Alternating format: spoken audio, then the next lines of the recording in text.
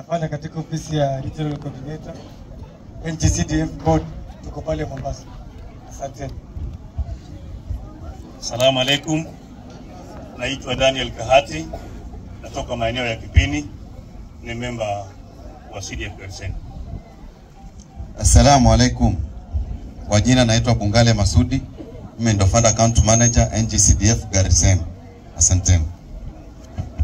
Assalamu alaikum. Kile nyote mnanijua, kwa majina naitwa Daudi Dube, ni chairman NGCDF Garsen. Asante. Assalamu alaikum. Kwa majina naitwa Shaku Mohamed Abdi aka Gonsailani, mimi ndio member wa CDF. Assalamu alaikum.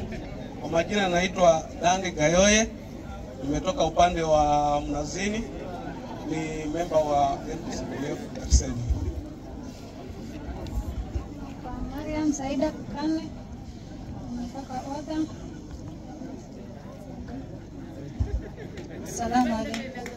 Kwa majina naitwa Amran Juweria Sheikh, natoka Nigeria.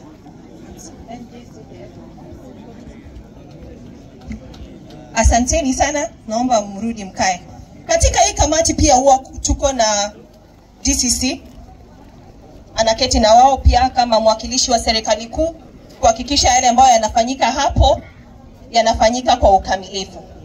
Kwanza ni kuwapongeza kamati na mheshimiwa wa Garsen kwa ile kazi ambayo imefanywa.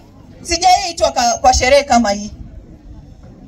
Ama nyinyi mshaikuwa kwa sherehe kama hii? Imeanza, si ndio?